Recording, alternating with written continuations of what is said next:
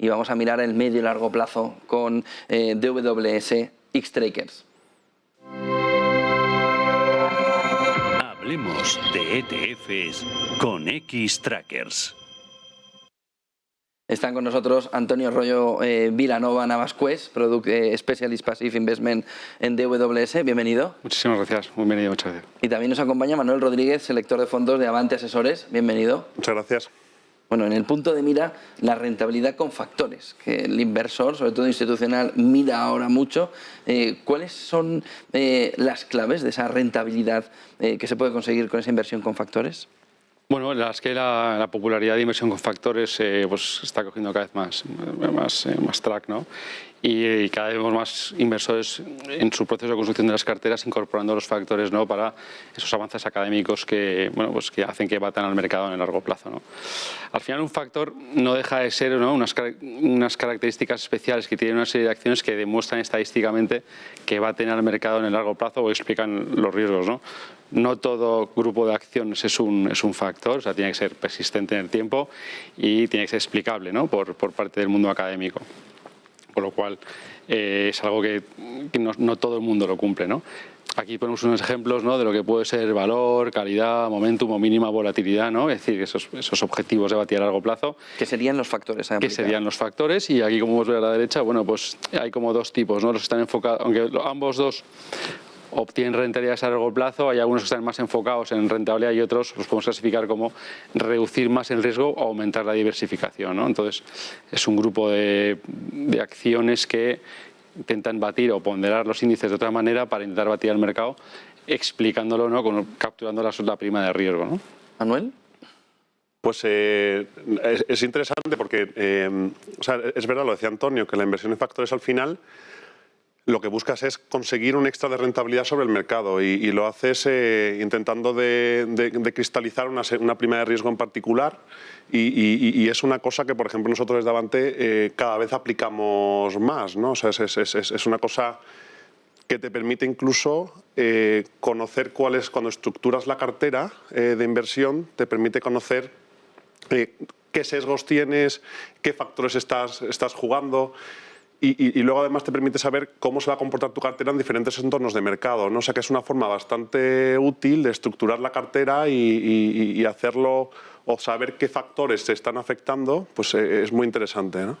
¿Cómo utilizáis precisamente, Manuel, esa inversión en factores? ¿Qué aspectos positivos veis en esa implementación en las carteras? Bueno, pues sobre todo ahí lo bueno que tienes es que tú eliges el factor en el que quieres estar, ¿no? Y al final nosotros, por ejemplo, construimos la cartera, por ponerte un ejemplo, sobre una base mayor del factor calidad e intentamos construir una base de la cartera importante sobre el factor calidad, ¿no? Que son esas compañías pues, que tienen posiciones competitivas muy fuertes, que son generadores de flujos de caja recurrentes.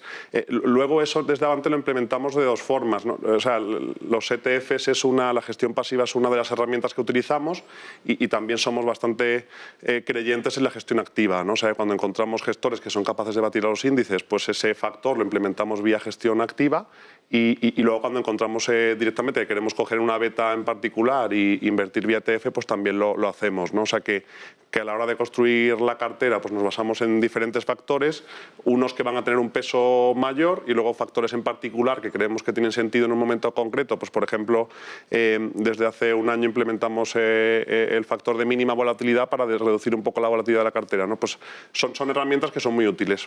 Viendo este gráfico de rentabilidades desde el 2000 en diferentes entornos macro, ¿cómo se ha comportado cada uno de los factores?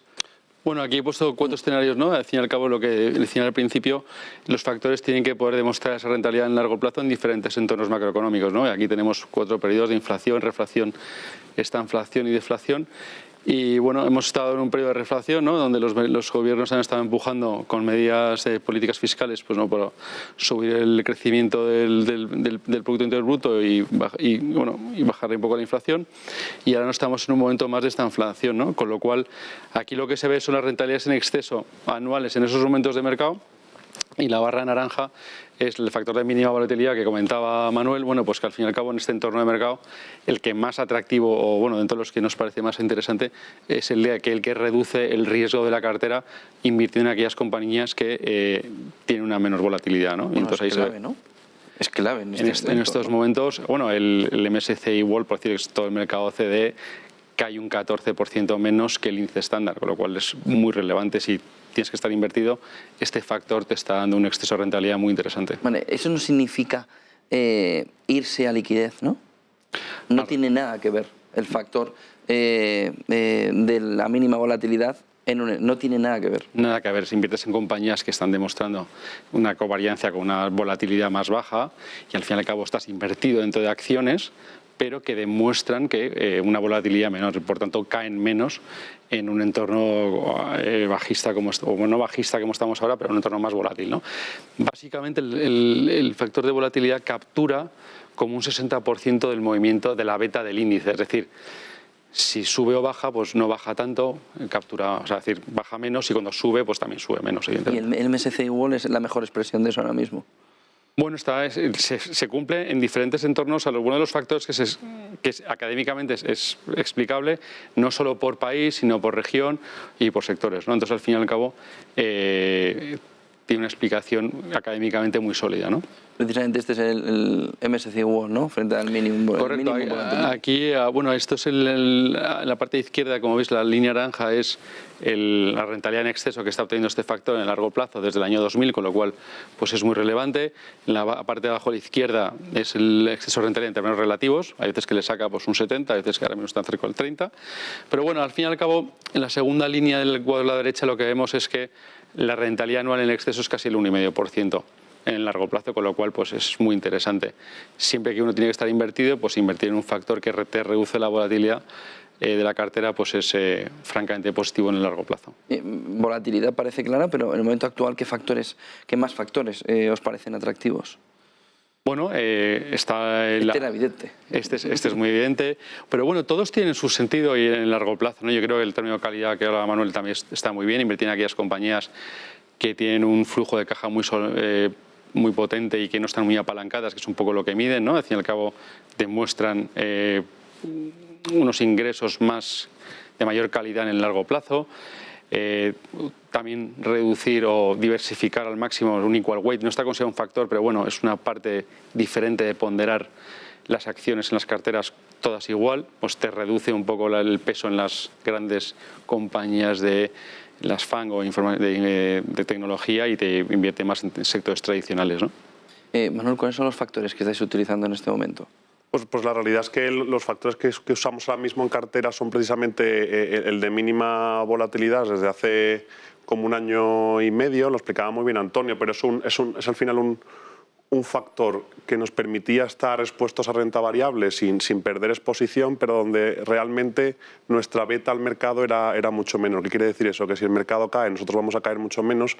Es verdad que si el mercado sube, nos vamos a quedar un poquito por detrás, pero era una cosa que no nos importaba en un momento, sobre todo que lo implementamos, en el que el mercado estaba muy fuerte, no daba respiro y era una forma de estar un poquito más conservadores, pero estando invertidos, ¿no? Y luego otro factor que tenemos implementado en las carteras, que bueno, no es un factor, lo decía Antonio, el S&P 500 equal weight, que al final básicamente tienes un S&P 500 que está ponderado por capitalización, lo que hace es que las compañías grandes, las tecnológicas, pesen muchísimo.